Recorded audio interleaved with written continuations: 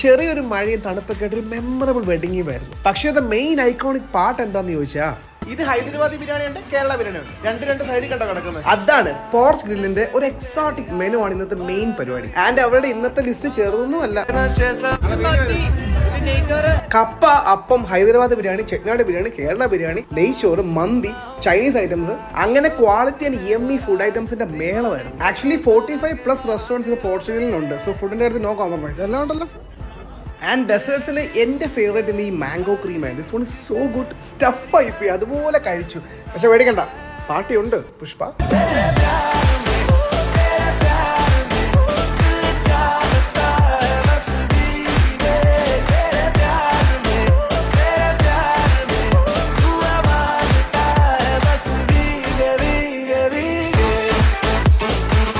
It was literally a ഗംഭീര party, man.